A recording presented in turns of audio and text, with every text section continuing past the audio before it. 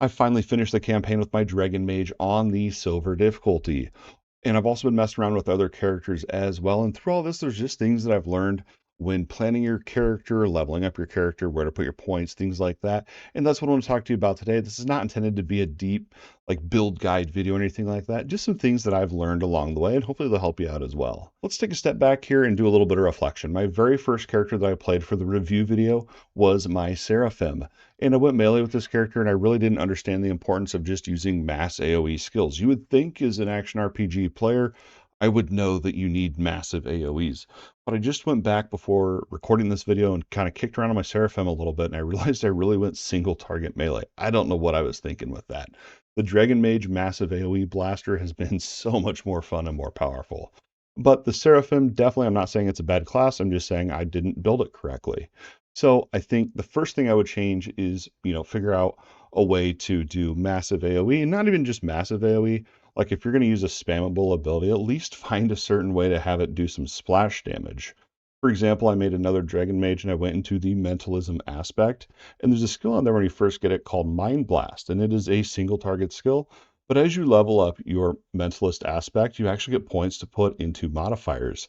And what I did was I made it so that it just hit all the enemies around the target as well with that Mind Blast. It's actually a really powerful skill. Another mistake I made, and this one I don't feel was as major of a mistake, but it was pointed out in the tips and tricks video as well, and that is over leveling your skills. So while you're playing through Sacred 2 Remaster, you're going to be finding runes that when you right click on them and use them, you will level up your skill, increasing power of that ability, but it will also increase their regeneration time.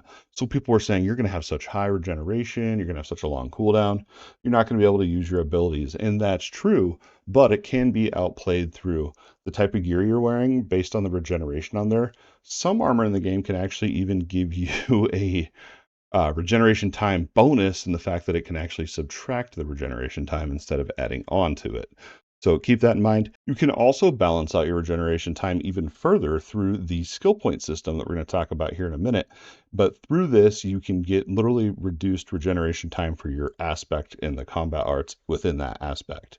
So I think the point here that I hope you can understand and what I'm trying to convey is when you are getting all these skill runes, I was very tempted to just juice up that skill, use all the runes up to, level up that skill as much as possible. Don't do that. Just be a little bit aware of, balancing that regeneration time. Now, I read these comments and I thought to myself, well, I can't level up these skills with these runes anymore. And I just quit doing that. And that actually was even a worse thing. You really just want to be aware of it. One thing that I'm going to be doing in my future builds, and I've already started doing on some of the characters I'm playing currently, is I'll have like one skill that's kind of like a spammable ability that I don't put runes into, just what has a really low cooldown on it. And then I'll have some other of my, bigger cooldown abilities that do more damage or provide utility, things like that. I'll level those up a little bit more because I don't really mind a little bit longer cooldown time on those.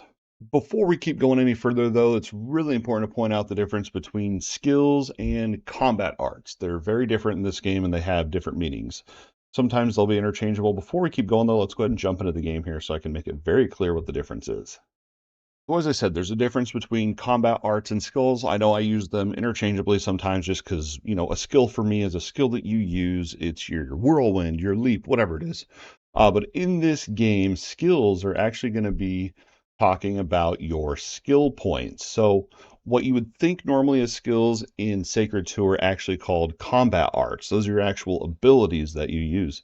So each class has 3 different categories of combat arts. Right now we're talking about the Dragon Mage, so you have Dragon Magic, which I've been primarily playing if you've been seeing our stream replays and catching us live, stuff like that. The other one is Elemental Magic, which I've had a couple people asking me what my big combo is that I use that blows everything up on the screen. It's this one, Tornado and Destroyer. And you can see these things are, level in their 20s, which isn't terrible. And the third one here is your Mentalism. I actually made a brand new Dragon Mage that I'm going to be kind of building around this and messing around with.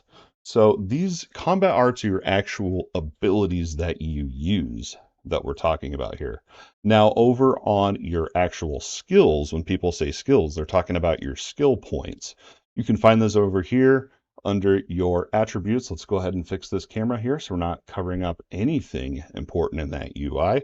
and then you're going to click on skills right here. So these are all of the skill points and skills. These are more like passives that you're going to find in this game. Basically, the way these are going to work. So for each of those categories that we talked about over in your combat arts, there's going to be typically there's 2 different passive skills that you can invest points into. They are lore and focus. You can see over here we have a Dragon Mage lore, we have a Dragon Mage focus. Same thing for elemental magic lore, elemental magic focus, mentalism lore, mentalism focus. Now, once you understand this, this is going to make more sense when you're actually leveling up your character and you're like, where do I put my points? What skills do I pick? You can only pick 10 skills out of this menu, so it can be a little bit stressful to decide. I highly recommend going into lore first because this is going to increase your damage, crit chance, and speed of your abilities without increasing the cooldown time like you would if you were using the skill runes that we already talked about. And then once you've picked up that and put a point or 2 in there, actually you have to have 5 points before you can go into the tier 2. You see how each of these have a tier 1, tier 2, same with all these tier 1, tier 2. In order to get the tier 2 unlocked, you do have to put 5 points into the tier 1. I think it's 5 total points. So you could do like, 2 concentration and then 3 lore. I wouldn't do that. I would just go 5 lore and then go ahead and pick up your focus, because what focus is going to do is lower that regeneration time so that you have faster cooldowns on your abilities, and then you won't feel as bad using those runes to level up your skills. Now, I'm not saying juice this up and then just spam those runes all the way up. Still be cautious, like we talked about earlier, with how you're using those runes to level up your combat arts. We're doing a little bit of reflecting in this video, so that was a nice little conversation about the difference between combat arts and skills. But now I want to take a step back again here and talk a little bit about my Dragon Mage that I leveled up. I think I definitely made less mistakes with the Dragon Mage, and I think the biggest thing here was just the order of leveling up those skill points. But, I think what happened was I had an early access copy, early review copy of the game.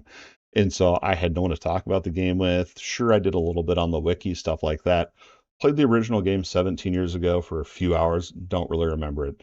And so that's why some of these mistakes were made. But now that I've seen the comments about juicing up your runes too much, and I've also taken a step back and just done a little bit of research on my own and learned quite a bit here, actually about Sacred 2, I think I'm in a better position here to kind of talk about some of these things with you. So one thing I did over on the Dragon Mage, and maybe you caught on to this when we were talking about the different combat arts, was I actually went into 2 different aspects. I went into the dragon magic as well as the elemental magic aspects as well. I feel like the game really wants you to focus on really 1 aspect and 2 at the very most.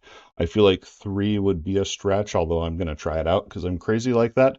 But there are, that's one thing I did on the Dragon Mage, and I don't think that was necessarily a mistake. I think it's really powerful combining those 2 big AOE combos with your Eternal Fire, Dragon Strike, and then the other combo is that Tornado and then Destroyer. So they're huge AoEs, and I've been just clearing giant packs of mobs. So I don't think that was a mistake.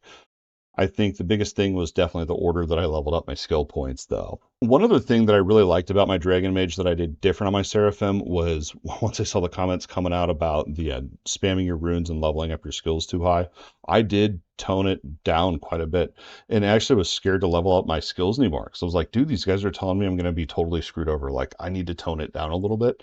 And I think that was actually the mistake, is I should have just, continued trying to keep the balance of leveling up the rune, but not getting too high with the regeneration, kind of the things we already talked about.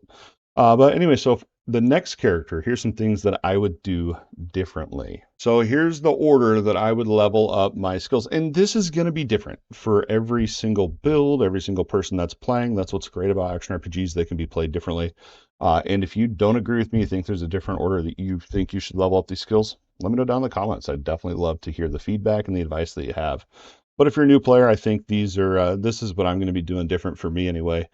So the very first thing I'm going to specialize into, and I think no matter the class, is going to be that specific aspect's lore. Now, remember, over on your skills, there's 3 different types of aspects. Each aspect typically will have a lore and focus skill. Now I will put 5 points into the lore until I can unlock the focus, and then at that point I'll catch the focus up to the lore in terms of points, and then every level up, just level both of those up as high as I can, because it depends on your character level how high you can actually level those. Next, after that, I would unlock armor lore. You're going to have that to unlock perks on your gear, and it's also going to lower the regeneration penalty that you'll find on your gear as well. Super, super useful skill there. Next up, I think, you have choices here, right? So this is where, for me, in the next character I'm planning, the next one is going to be concentration. That's going to lower your regeneration time even more. And then beyond that, if you wanted to pick up a second category or a second aspect of combat arts, you could go into another lore and focus if you wanted to. Again, that's personal preference, I guess. For me, I like having the extra buttons to press, although that's not always the best way to go. But that's how I think I'll do mine. I think for reference here, like I said, I'm leveling another Dragon Mage with the Mentalism, and I'm thinking about also going into that Tornado Destroyer combo as well. So that's why I'd be going into a second aspect there. But if you chose to only do one aspect and focus on one, that would free up 2 skill slots there, which is pretty awesome. The next one that I would go into would be your weapon type. If you have a weapon type that you've committed to for your build, I would pick that up. I went ahead and jump back into the game here so we can just kind of quickly go over some of these. And I have not tested these really extensively, but there's different ones for pole arms, magic staves, you have swords. I believe there's a way to unlock dual wielding, which I think is currently bugged. I don't remember which one that's under. You have damage lore, which has a chance for a secondary effect to happen, which could be nice if you're trying to do a burn, freeze, weaken, or poison type of build. There's so many different ones. There's also ancient magic, which I don't think made it on my list that I'll do, but I still have 2 open slots for my build that I'm currently planning. So I think this one would be really great for my spellcaster build, so probably definitely going to go with that. You have combat discipline to get you even more of your combos, which would be really great again for what I'm trying to do. So that's kind of the thing. I mean, those are, like I said, at this point, you would have your lore, your focus, your combat lore. Mine's not in the correct order. I should have made one for this video, but I didn't. So the order I would go them. So the order I would go with would be, first off, lore, 5 points, magic, catch it up, and then go into your armor lore. And then after that, decide if you want to pick up a second type of combat art category or aspect, or if you don't want to, if you've already decided what type of weapon type you want to specialize into, you could do that. I usually save that for last to see if I get any really cool, unique weapons that I'm going to be using for my build or something like that. And honestly, if you're doing like a heavy spell build, you may not even use a weapon for it if you have a low enough cooldown that you can spam the ability. So that's kind of why I saved that for last. And then another one I really like here is enhanced perception. So this is going to give you a chance to detect different hidden places, traps, and stealth creatures. I feel like this one's really great, and you also get it says chance to find valuables. I'm assuming that's kind of like magic find. I really like this one. I think this one's a really, really valuable skill to have.